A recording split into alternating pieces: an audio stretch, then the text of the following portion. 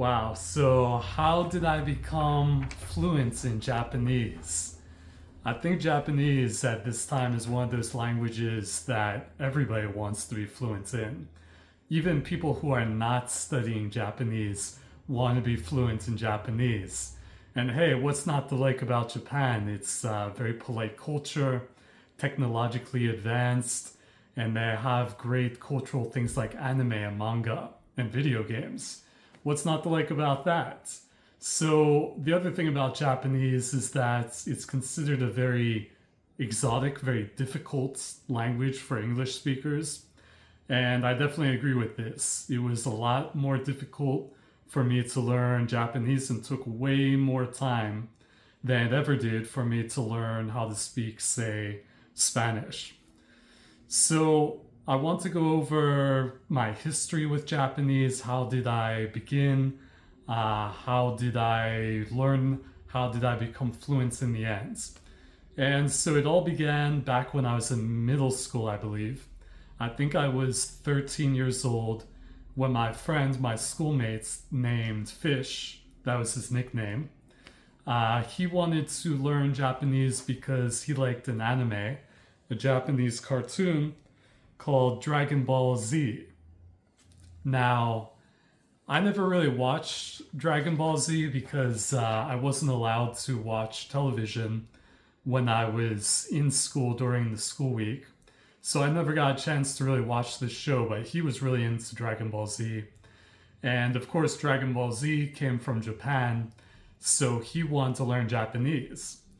So my friend Fish asked me and I think maybe three other classmates to learn Japanese with him with a Japanese tutor. And her name was Bata Sensei, which very wonderful woman and a very, very good teacher. So we ended up going to her house for a tutor session every week for an hour. And this eventually led to when we reached high school, we began to go to the Saturday Japanese language school that met on the campus of my high school, Friends Central. So that was about 3 hours of class a week. And I feel like I didn't learn a whole lot. I did learn the basics, maybe how to read Japanese, the hiragana, katakana, and some of the Chinese characters, but a lot of the time was spent on cultural activities. So we would be making up like plays to be able to present to the rest of the school for the cultural days that we had. Now, I didn't learn a lot, but I was very motivated. I really wanted to learn Japanese. Of course, back then, there was no YouTube. The internet was very different. We didn't have Google Translate even. So it was very difficult to find a way to get Japanese. There was no Facebook. There was no social media.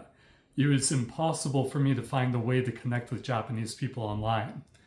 I remember that I did find one way, which was I was using Napster, which was a software to download music.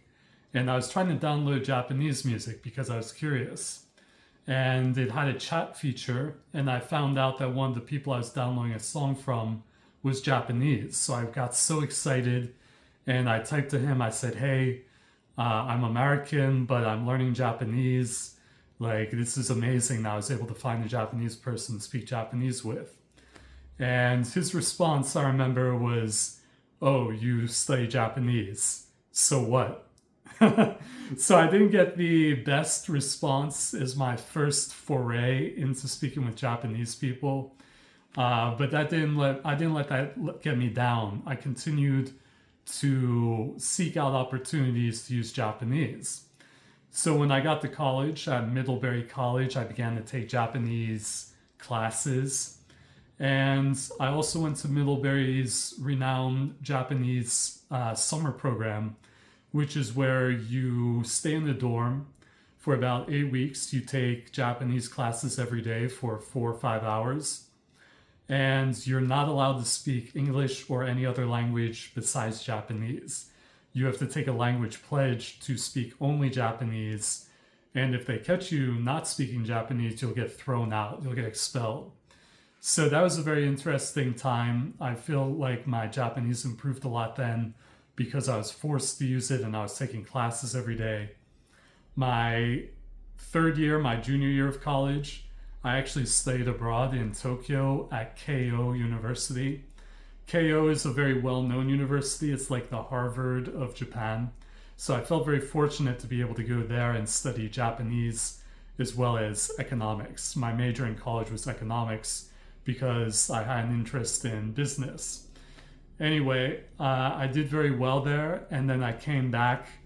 I took my senior year classes in Japanese, and then I did one additional year at a Japanese language program in Yokohama. I believe it's called the Inter-University Center of Japanese Studies or something like this. But it was a year-long program in Yokohama, and we just studied Japanese all day, every day. After that, I never had any more instruction. However, I did continue to study the language on my own. I read a lot of books. I remember I had Japanese books, and I would actually take a highlighter and highlight the words that I didn't know, and then look them up later using, I think, a paper dictionary even, which was very difficult for Japanese. And then I would make paper flashcards, and then eventually I would use a software named Nimozine, which was a flashcard program that came out before Anki. So yeah, I did a lot of Japanese studying, and I was able to become fluent. Now, the real question is, why did I become fluent when so many others didn't? For example, when I was at Middlebury College, the first year language program for Japanese had maybe, I want to say, 50 to 70 students. But I remember the last year, the senior year, the year when there were only people who had really gotten to the upper levels, the 400 level. There were only maybe 3 to 5 students. So what happened to all the other students? Why didn't they make it? And I believe that the reason why I was able to make it and others were not, it wasn't because I took Japanese classes, because as I mentioned, most people who take Japanese classes didn't make any high level at all. It wasn't because I went to Japan itself and lived there, because when I was in Japan, I met plenty of other non-Japanese people studying Japanese who got no level in Japanese whatsoever, even when they're in the same classes as me. And also, it's not because I did any kind of, let's say, meeting up with Japanese people or integration with Japanese society. There were plenty of other people living in Japan who never made any real progress. And I've seen this time and time again. So then what was it that made me succeed where others didn't? I believe it's because I had a real experience with Japanese. What I mean is I was engaged with the language in a meaningful way. So for example, what does that mean? It means that when I was sitting in the classroom in Tokyo taking Japanese classes, when I saw those Japanese characters on the chalkboard and the teacher was talking about Japanese, I saw that as being something that was meaningful to my life. I saw that as something greater than just the characters, the chalk on a chalkboard. I think the other students, when they were in the class, they saw the same things I saw, but it didn't connect with them on a personal level. It wasn't their life. It wasn't what they wanted for the overall purpose of their life. And for that reason, they didn't have a real experience with it. So when I say experience, this is why I don't really say that there's only one right way to learn a language, because the correct method for you is a very personal one. It depends on your experiences and what you consider to be engaging or an experience for you. For example, there are plenty of people who learn Japanese by watching anime or watching YouTube or reading books. There are even people who went to Japanese class and got fluent in Japanese only because they were able to connect and have a real experience with it. I think one of the other things that really helped me out was when I was in Japan, I always made an effort to go out with Japanese people and try to use the Japanese I had learned in class earlier in the day at night. I remember going to bars, nightclubs with my friends like Alex, and meeting up with my Japanese friends and just speaking Japanese and texting on my phone with my Japanese friends. And I think this really helped because it made Japanese an experience for me. It made it meaningful for my life. It made it something that actually had a purpose for me and that was bigger than just, say, getting a credit for a class in Japan. So yeah, that's the secret, is to be engaged. It's to have a real experience that you can connect with. And if you can do that, you'll become fluent in Japanese. Now, I can't say what that is exactly for you. That's a very personal question. It could be anime, could be music, could be reading books, could be manga, could be your friends, could be a significant other, could be family, it could be anything. But you need to have this connection between you and the language for a greater purpose than just studying because you feel like it for no particular reason. So that's the reason why I was able to succeed and speak Japanese fluently in the end. It is true that there are methods and things that I did which I believe are better at learning languages, but I could give you any method that I used and there would be a counter argument by someone else who learned doing the exact opposite way. And that's because they had a connection or an experience that was different than me. And that's perfectly okay because everyone's a unique individual. Everyone has their own way of going about life and learning and becoming fluent in Japanese.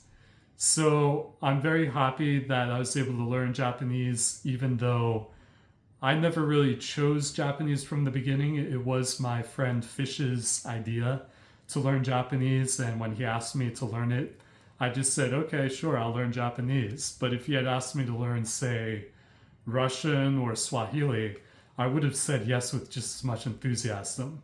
However, I am glad that I learned Japanese. It's a very exotic language. It's a very rewarding language. And I would never give up the experiences that I had in Tokyo and Japan and Yokohama. And my friends like Achi, Alex, and everyone else that I met over in Japan that I still talk with today. And I still take trips over to Japan. And it's such a great feeling to be able to engage with the Japanese people and be able to read manga magazines from the konbini, which means convenience store, and just be able to use Japanese that I worked so hard on, because Japanese is not an easy language. If you're learning Japanese, I really commend you because it's not an easy language. And if you learned a European language, you would not have to spend nearly as much effort or time. So if you chose Japanese to learn, good on you. Keep at it and don't give up, because it is a hard language, but it is a very rewarding language as well. Okay, I hope that helps you. Thank you so much, and we'll talk again soon.